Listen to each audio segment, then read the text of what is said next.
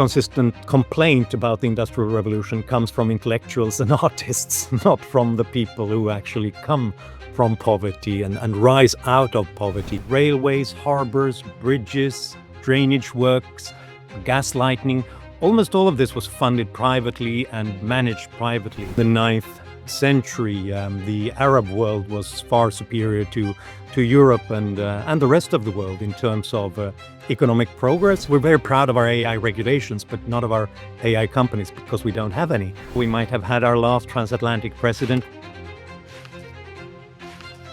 Hello and welcome to the IEA podcast. I'm Tom Clougherty, Executive Director here at the IEA, and today I'm joined by Johan Norberg. Johan has a new book out, Peak Human, What We Can Learn from the Rise and Fall of Golden Ages. Johan is a superstar of the global freedom movement. That goes right back to his 2001 book, In Defence of Global Capitalism.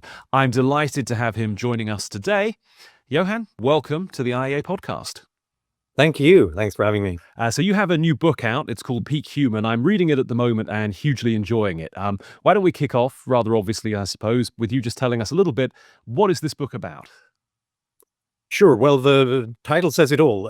Peak Human sounds like an exercise book, but that when my publisher said it'll sell better if people think it's a book about how to stay in shape, but it's really about how civilizations stay in shape. So the rest of the title is What We Can Learn from the Rise and Fall of Golden Ages. So looking at what I and most historians consider great civilizations in the past, what made them successful? Why was there a creative explosion in places at some point? Why did it last so long? And eventually, why did it decline and fall? And hopefully to get some lessons so that we can extend the lifespan of this civilization. Yeah, and so I guess that's the rather ominous message, isn't it? That all of these previous golden ages have come to an end.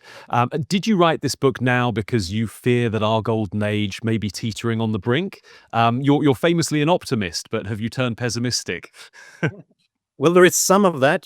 They say when a man is drowning, suddenly he sort of remembers everything that's happened in his life over a few seconds, perhaps as a subconscious way of trying to get some useful information from the past on how to get out of a crisis. So there's some of that. I think in times of crisis and turbulence, it makes sense to return to past lessons on both rise and decline. So yes, there is some of that, but I don't think we're drowning just yet. So we might last a bit longer. We'll see.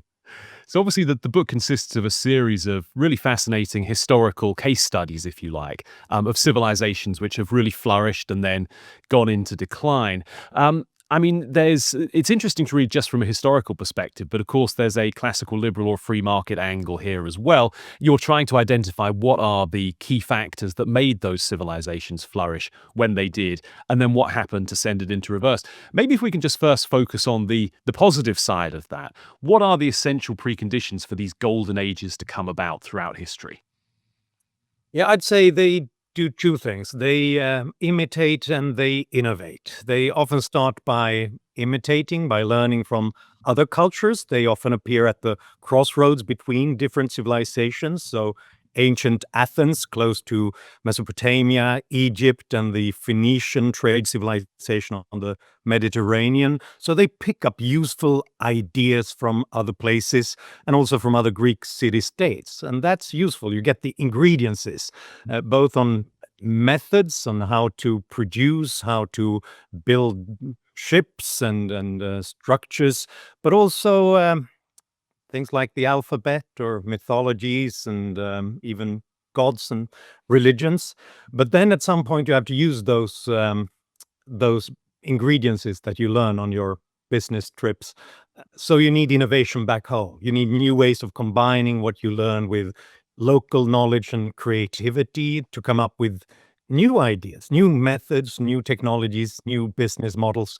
And that takes some openness to surprises back home. You need at least something resembling a kind of rule of law so that a ruler cannot take everything away from people arbitrarily. You need some freedom of speech. You need some freedom to come up with strange, eccentric new ideas.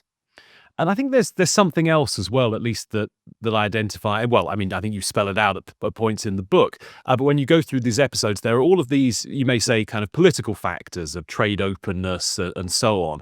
But there also seems to be something almost psychological involved in turning a civilization into a golden age. And it's sort of a sense of optimism, of self-belief, of desire for progress. I mean, would you put it in those stark terms, I suppose? And also, is that one of the things that you worry about in our current moment, that people, I mean, certainly I feel this in Britain, people are starting to become pessimistic. They're not really that concerned about the future. They don't see progress coming. Yeah, this is the thing that's hardest to pin down and define. I think you can talk about economic freedom and freedom from orthodoxies and trade openness and things like that. It's more difficult to grasp this cultural sense of life that appears in these cultures. Often it starts with innovation, more wealth, and then suddenly the identity of these cultures begin to change into sort of a hopeful idea that things might work out in the end if we try novel ideas and things. Because, innovation is difficult. It's hard. And throughout most of history, people have lived close to the subsistence levels. So innovating and coming up with new weird ideas is not that it's quite controversial because most innovations fail, and you don't want to fail when you're close to subsistence level. But once that starts to happen, people begin to see that, look, they've prospered over here, these merchants or these artists, perhaps it's worth doing it. And then the whole culture begins to tip towards some sort of almost self-generating, emergent novelty. It's worth trying, it's worth experimenting, and constantly coming up with something new is what we are all about over here. And so that's useful. And yes, it is worrying to me when cultures start to turn inwards, become more pessimistic, begin to think that there's just no point in trying anymore. It's not worth the hassle, because in that case, that might become a self-fulfilling prophecy. Mm. I mean, I do wonder with this. Obviously, one of the big characteristics of our, at least Western societies today, although it's not exclusive to the West, is that our populations are aging, that we're in a sort of sense of demographic decline. I'm curious whether you think that connects with this maybe loss of dynamism and optimism and desire for progress, and also whether you've seen that same trend occurring in any of your previous historical studies. I mean, maybe not because people just didn't live long enough in the old days for it to be an issue. That's right. But in all of these civilizations, you have the problem when you're successful, when you've come up with a way of living that makes sense, you kind of stick to it, right? And you don't want more troublemakers to change that in turn. And that goes when societies age, but it goes for individuals as well. It seems more difficult to think in more innovative, outside of the box-ish ways as we get older.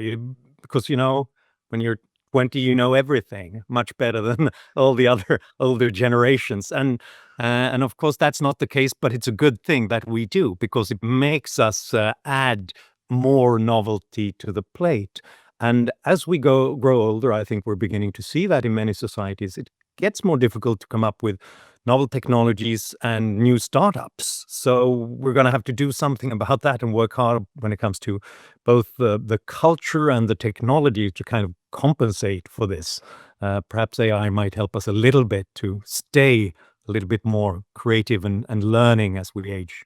Yeah, now that is an interesting point. Maybe we'll come back to that at the end, the question of AI, because I think it ties in nicely to, can we keep our current golden age going sort of perpetually? But before we get there, I mean, you talk a lot in this book about the importance of openness. And indeed, it's a common theme. I think one of your previous books was called Open. And the importance there, you already referred to it, is about learning from other cultures. Now, I hadn't really thought of it in these terms until I was reading your current book, but it seems that both the populist right and the woke left reject openness in different ways, openness to other cultures. The populist right, of course, because they don't care for foreigners and don't think there's much to learn from them. But the woke left, because they think that cultural appropriation is some terrible thing, some sort of Western colonialism, rather than something that has made these societies grow and tick and everything over time. I mean, would you see it in those stark terms that we have a politics which is kind of realigning towards two poles, both of which in their different ways oppose openness? Absolutely, I do. And this is something I've seen historically. Once a golden age starts petering out when you try to reestablish some sort of orthodoxy, that there's no point in looking for new eccentric ideas, but there's one true answer, and we all have to adhere to it. And that seems to me what both the sort of nationalist populist right and the woke left is after. They both have a very hard time. They're very uncomfortable with diversity in their own different ways. They think there's one way of one true, real, pure culture, and everything else should leave the campus or the nation, basically. And again, the comparison between the sort of the nationalist right, who wants to keep cultures separate because we have nothing to learn from them, we should stick to our pure heritage. It's eerily similar to how some on the woke left and identitarian left think that appropriation is something wrong. You're taking away their heritage and adding it to your own. There's something colonial and imperialist about it. But of course, that's what culture is all about, how we constantly learn and pick up new things and interact with every other culture and hopefully improve our own. So they're both kind of reactionary ways of being uncomfortable in the modern world, I'd say. No, that's well put. This is a slight diversion from your book, but do you think there is a distinctly classical liberal way to sort of fight the culture war, if you like? Maybe you don't want to see it in those terms exactly, but you've obviously just outlined there a different approach to these questions than the contemporary right and left take. Is that something that classical liberals can pursue and something that they can win, do you think? I think, well, when it comes to the culture war, we're probably conscientious abstainers, if that's what you call it in Yeah. English. We won't pick up arms over there, because the problem with the culture war, the way it's being fought right now, is that it's a zero-sum game. It's about how the culture is what it's supposed to look like, and only one side can win. And that's why people are so angry and hostile and partisan. I'd say that the classical liberal perspective is that the cultures aren't fixed, because they are cultures emerge. They are spontaneous orders emerging from the very complex interaction or dance between millions and millions of people who constantly learn and discover and second guess their own ways of doing things and come up with new things. I'd say it's a very different perspective. It's not a war culture, according to classical liberals. It's actually a positive sum game where we can all create hopefully new and better cultures, or interesting ones. Great. So back to the book, I suppose. There are a few libertarian free market theorist economists over time who I suppose have developed theories about why successful societies decline. So I think of, say, Schumpeter with the idea that capitalism tends to create a hostile class that will eventually undermine it, or Mancur Olson with this idea of a gradual accretion of interest groups and veto players that kind of ossify and cause an economy to stagnate and go into reverse. I think we can probably think of ways that we see that happening in the current environment, and we can talk about that in a bit. But I'm curious whether you see similar factors, emerging long before those people wrote in these ancient and medieval societies that you talk about as well. Yeah, I must say, when I wrote this, I began to see the similarity with specifically Mancur Olson's ideas about this, and I probably should have name checked him in the book. Eventually, I've done that in other books, because what you can see over time is that it's very difficult to stay innovative over a long period in any kind of culture, for various reasons, but one of them being that you kind of accumulate more veto powers, more regulations, more obstacles, partly because elites in any kind of society, be they culturally elites, religious, intellectual elites, or economic, political elites, they've built their powers on specific means of production, but also on specific mythologies and ideas. And if they change too rapidly, they begin to fight back eventually. And it might not always be this sort of strong explosive reaction, but it can be this subtle buildup of obstacles in further innovation in those societies. So it kind of drags many of these golden ages back to, well, back to stagnation. Mm. Mm. So let's leave aside the Anglosphere just for now, although we are going to come to it. And, I'd like to know, is there one particular historical episode, one particular golden age you cover in the book that you just absolutely loved learning about when you were writing this thing? I suppose there are maybe two questions there. The first one is there one that you think is particularly relevant to our current moment? If I said, go on, give me one historical example that says the most about where we are right now, but then also one that you just thought, wow, this is incredibly interesting. I'm so glad I took the time to learn and write about this.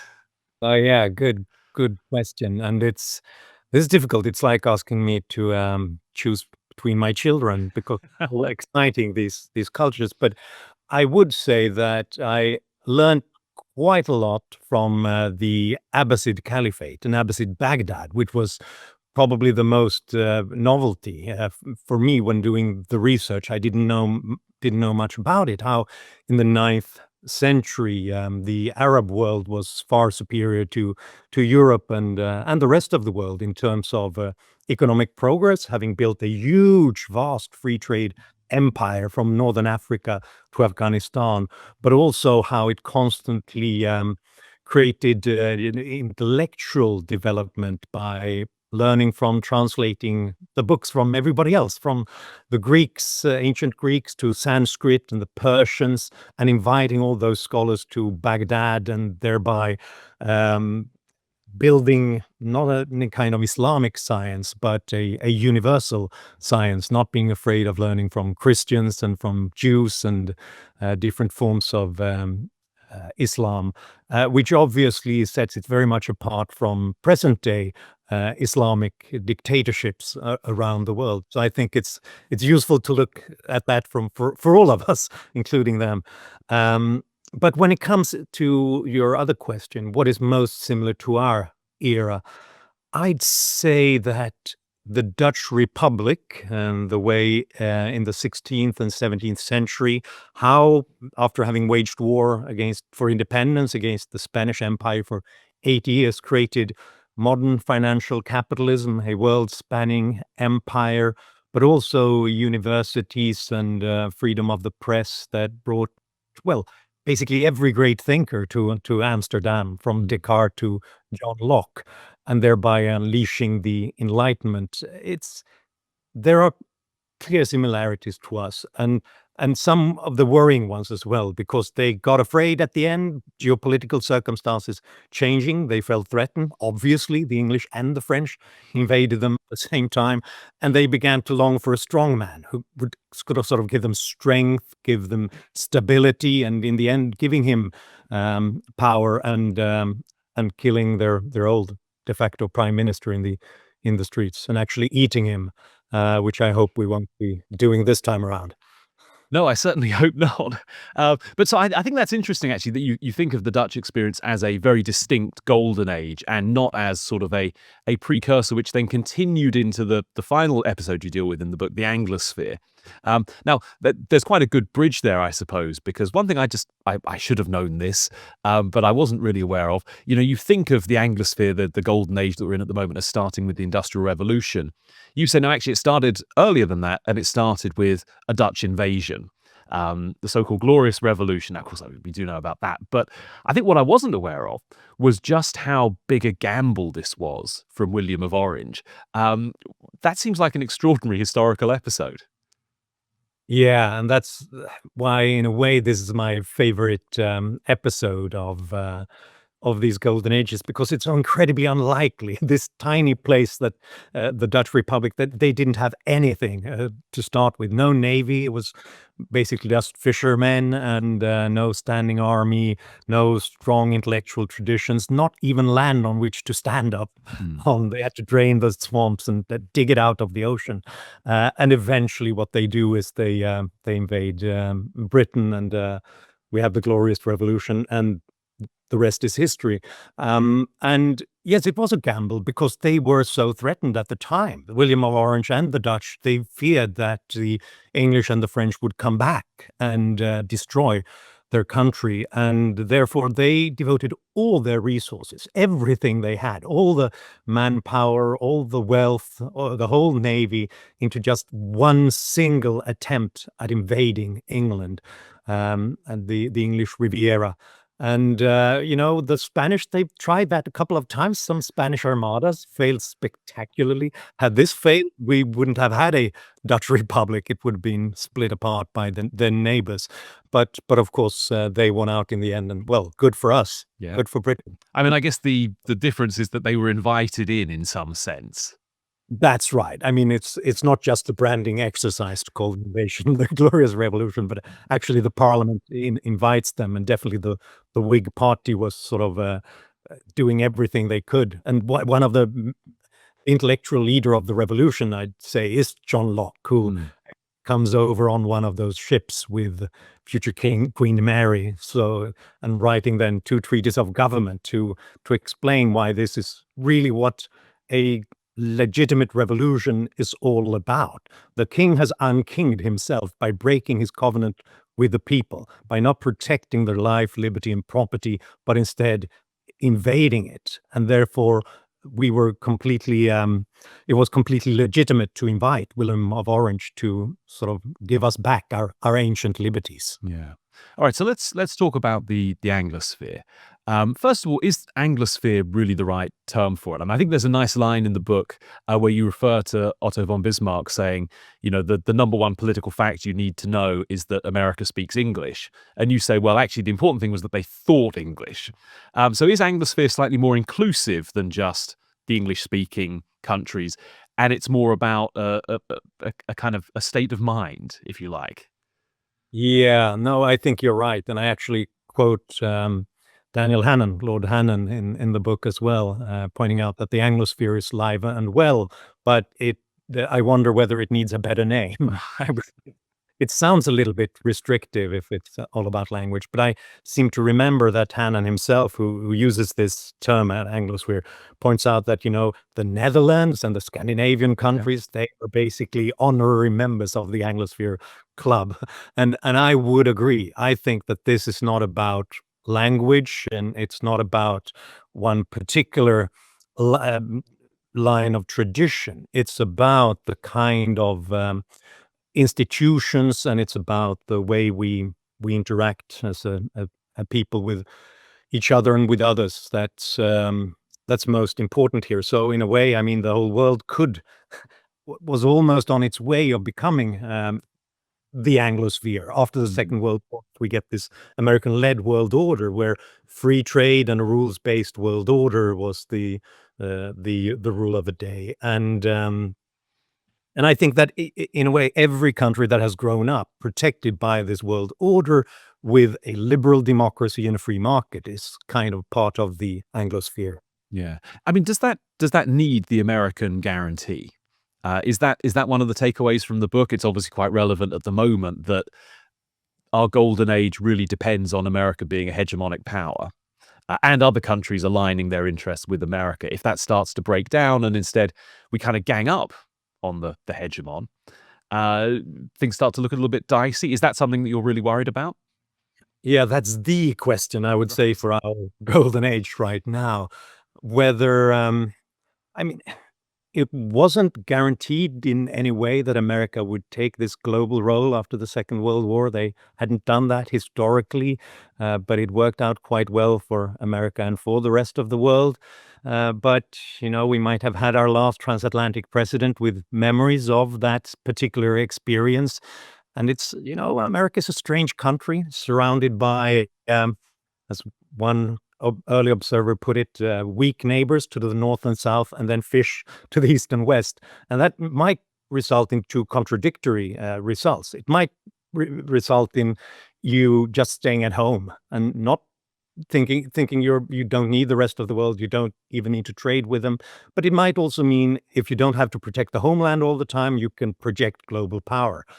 And it might be that we're heading for the first version now, not just because of Trump and the trade war and things like that, but also because world orders just don't last if people don't have memories of why it appeared in the first place. Then the question is there an opportunity? Is there a possibility for the rest of us and Britain and Europe and the East Asian democracies, Australia, New Zealand, Canada, the Latin American trading nations, we who've all grown powerful during this American-led world order in a way, to take our responsibility to sort of make for a clean transplantation of those institutions and mentalities into something new. It has happened before, how the Dutch Republic, we've talked about how that turned into Britain's glorious revolution and those institutions, and then via the American colonists into the United States of America. Might that happen again? Yes, I think it might. And I think minds are focused right now on how to deal with it. It's how to sort of create a shadow World Trade Organization, for example, how to come up with new security arrangements to take responsibility for our own security. We can do that, but I'm not sure if we are going to do that, because it's more difficult when we are 30, 40, 50 different polities and come to an agreement. Yes. Better do that, because otherwise we're in trouble. So, I mean, you're really making the case there for European, not exclusively European, but for European renewal, actually. And, I mean, there are hints of optimism in what you just said, but I think on the other hand, you can look at Europe, and I include Britain in this, by the way, and you see so much of the Mancur Olson thing of the special interest groups, and just the sense that every avenue towards progress is blocked increasingly. What does it take to break out of that? Is it some sort of real geopolitical shock, which maybe we're seeing the early rumblings of now? Or do we need to somehow have that psychological transformation that we talked about earlier, where we just change our mindset? And I don't know how that comes about. Maybe there's nothing anybody can do and it just sort of happens magically at some stage by divine intervention. But I'd rather not rely on that. What can we do? Yeah, the problem with cultural changes is that it's difficult to just set them in motion just like that from intellectuals. You need some, I don't want to sound like a Marxist, but some means of production or innovation first that gives us a sense of hope and onwards motion.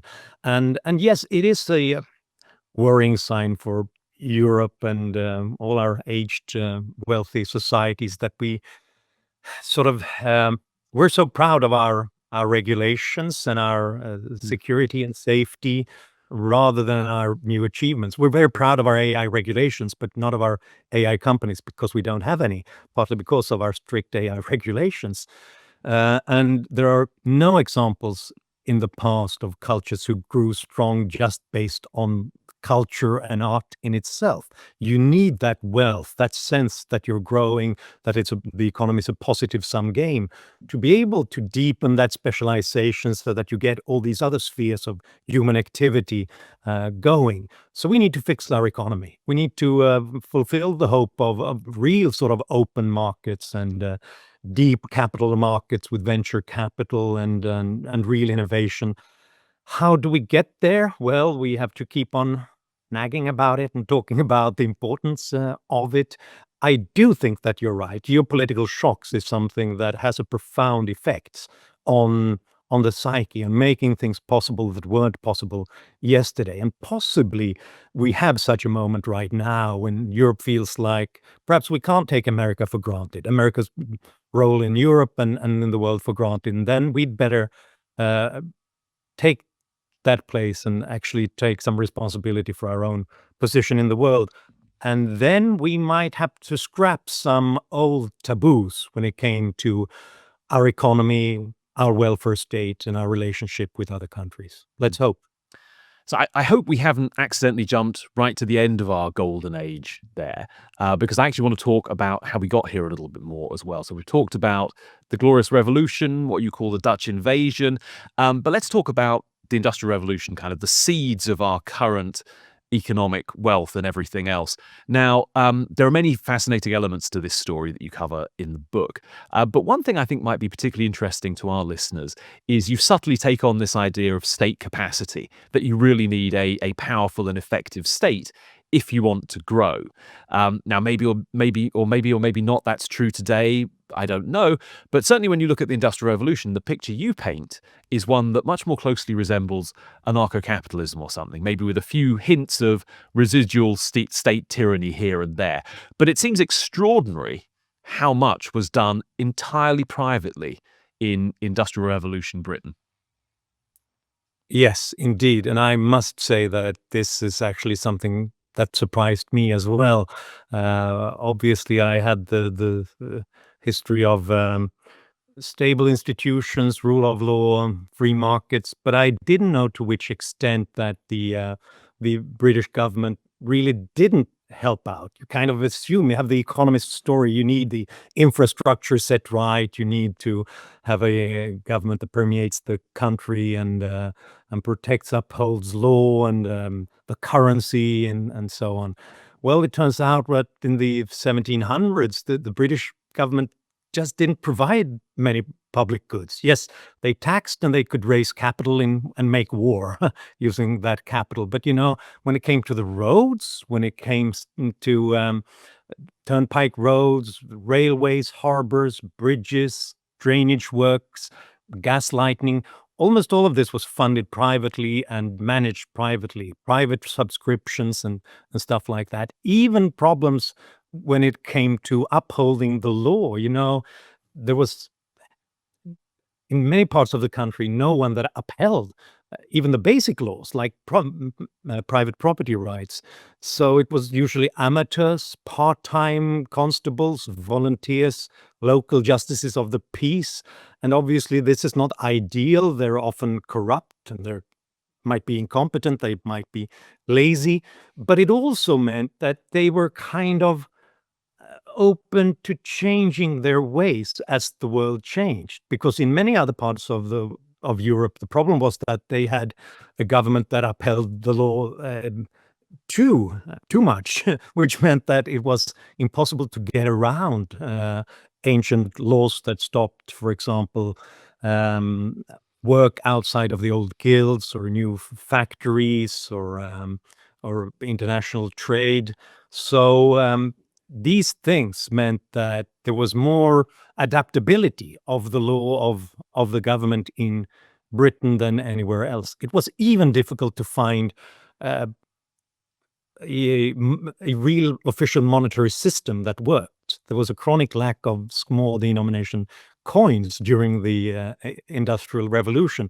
So many businesses had to pay their employees in goods and credit, and then coming up with private coins from many tycoons and industrialists who actually came up with it and thereby came up with the supply to meet that demand. So whatever merit there is to the ideas of state capacity, and obviously, yes, we need to uphold the right institutions, whatever merit there is in that story, it cannot explain why Britain industrialized rather than other parts of Europe.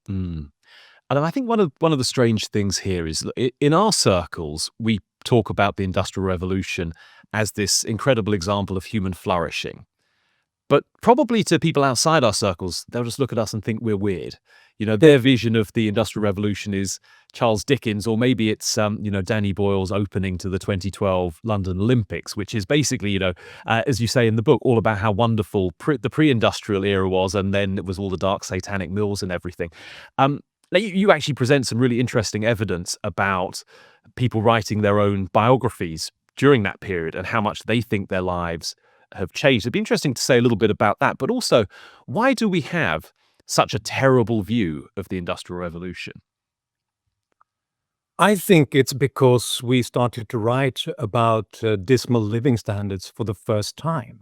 Intellectuals, poets, economists started to worry about poverty and child labor and hunger. It was not because poverty, child labor, hunger was anything new. But once upon a time, it was seen as that's just the way the world works. That's the natural order of things. So why complain? But during the Industrial Revolution, for the first time, we see an improvement in living standards. And then compared to that, the remaining poverty, often in the least industrialized cities, by the way, came to be seen as much worse.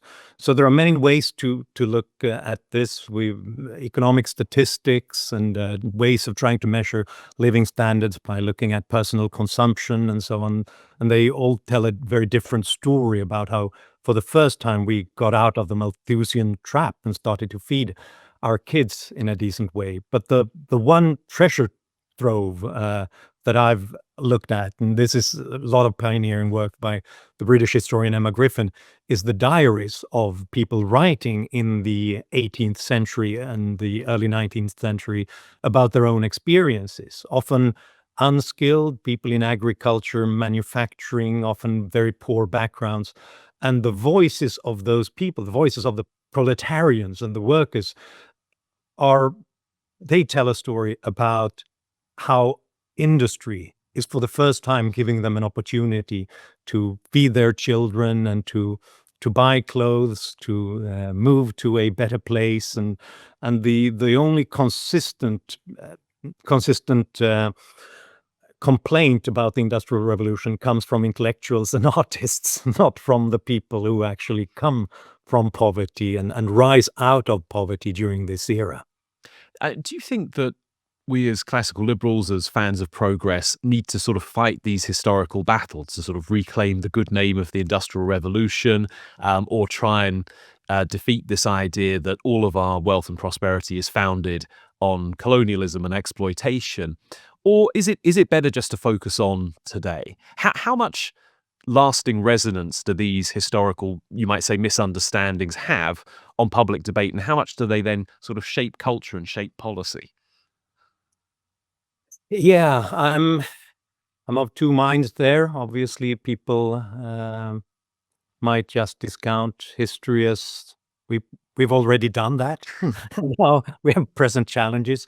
On the other hand, throughout all my politically conscious life, when I've been writing, talking about free markets, I've always heard, we've tried that before. The Industrial Revolution destroyed the working class and led to child labor. The Great Depression was created because of to unleashed markets.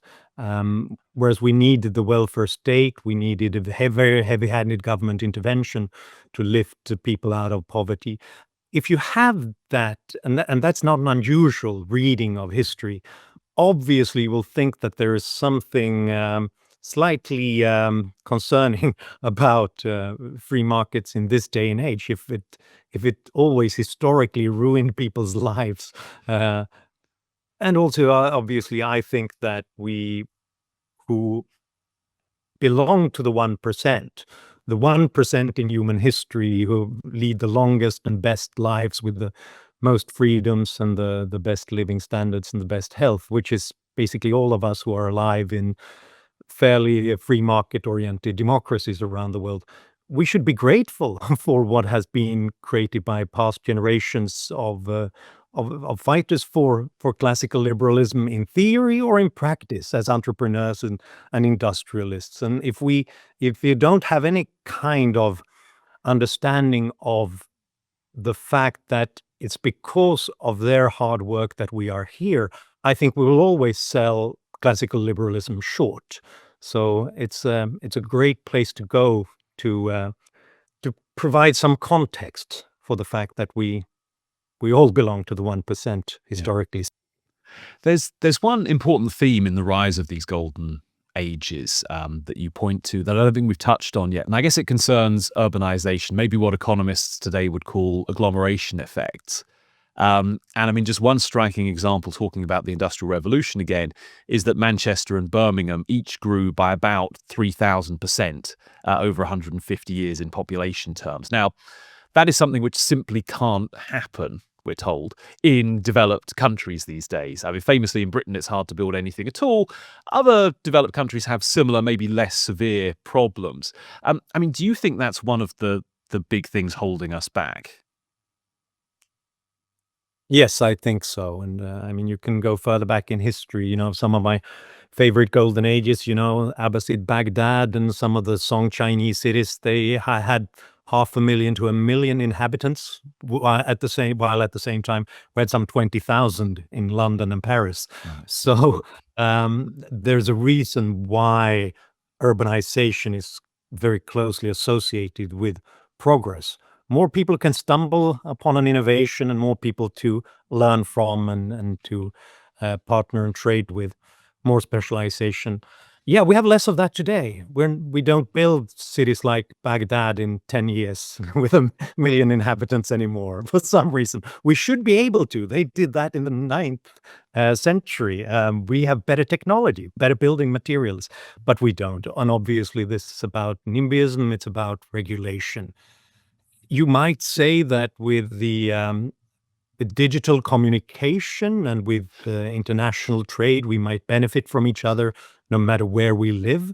But obviously, there is something to the serendipity of the sudden, unplanned meetings of people in an urban area. And also, historically, it's always been places for social mobility, where people who have talent and ambition, but they come from nothing, they can go there and end up in a division of labor and an intellectual context that gives them the opportunity to contribute and grow amazingly rich. And it's a tragedy, I think, for our society if we lose that. If you don't go to London or New York in order to climb socially, but you only go there if you already have money and can afford to live there. In that case, we've lost something tremendously important, and therefore, I think for the future, and one of the most important political agendas is to open up and make sure that we start building again. So we are living in a golden age. This is the first golden age that you identify, which seems to have just carried on, which has expanded beyond its natural borders, which has kind of globalized, if you like. At the same time, we see certain threats to our golden age emerging from the political right, from the political left, from changing attitudes, maybe from aging populations and so on. Of course, from that accumulation of interest groups and veto players that we talked about. What can we do to make sure that our golden age doesn't come to an end? That some future Johan Norberg isn't writing a book about this historical episode of the Anglosphere and everything they did wrong. Can this last forever? And what can we do to make it last forever? I think it can last forever. I mean, nothing has so far, but civilizations don't have a DNA. It's not like they're growing old per se.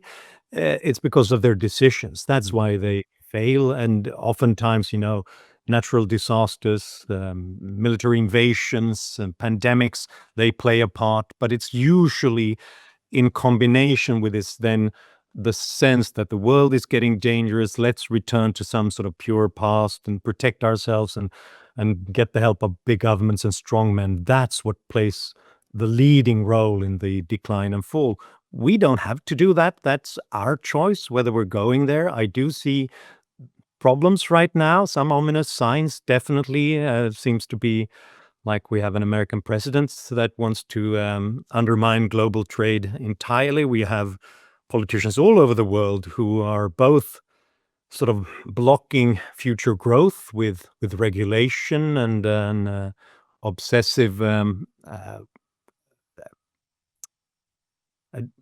interventionist agenda, but also racking up huge public debt in the future. And this is an ominous sign. Every time when you consume more than you produce, at some point that is gonna you'll regret it. So all those signs are worrying. But we've been in worrying places before. We've been in awful places before. Europe tried to commit suicide at least twice, perhaps 3 times in the 20th century, but we got out of it because we decided to otherwise. So I think we have agency, and that's important to remember. That's one reading of history, I think. It's not, yes, we have those major forces that we don't control when it comes to everything from climate and geography to technology and economy. But we might have a few percentages of agency, and that might make all the difference. And I mean, that's one of the reasons why I write books like this. The first lesson is, don't take this for granted. If you kind of appreciate a world where we have the least poverty and the longest lifespans ever in history, you'd better fight for it, because it's not the historical standard. It is an aberration in a way, and it depends on certain institutions. So we'd better fight for it. But then obviously it's not just history. We have to fight over this every day when it comes to our debates on politics, on regulation, on taxes, on public spending, on debt. We'd better get that right. So it's not all history, it's our present challenges as well. If we do that right, we might continue going. Otherwise, then we'll see what comes after us. One final question. I worry sometimes that liberalism has lost its ability to inspire and motivate. Now, listening to you, maybe I doubt that. I think twice and think, no, actually, there are really compelling stories to tell, and there are ways we can get these ideas across. But is that something you worry about? And as one of the sort of premier spokespeople, if you like, for liberalism and this idea of freedom and progress, how can we get our arguments across better? How can we make people see what seems so obvious to many of us, that we are lucky to live in the era we live in, and we mustn't take it for granted, and we should build on the things that have got us here rather than tearing them down? Yeah, that's the key. It is difficult. Our case is more difficult. It's so easy to rally people and troops to quick, simple solutions to fix all our problems instantly, top down.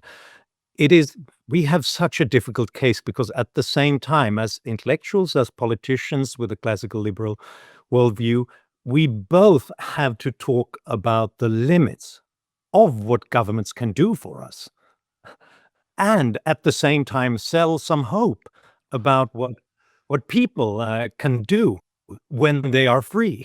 And how do we do that when the result is always unpredictable? We can't sell people these quick, simple solutions because we don't know where the results are going to come from. We only know that there's a greater chance that we'll get them if millions and millions of people are allowed to look for new ideas and new solutions to them. So I think that one way of doing it is to ally ourselves with our interest groups, and that's basically everybody who's doing hard work in all around the world, in civil society, intellectually, in science, technology, in business, who tried to do something better today than they did yesterday. They are all on our side, and somehow talk about that and use that as our key to selling the idea of progress, that we can actually solve these problems in a better way than those who do this, these give us the fake guarantees about the future.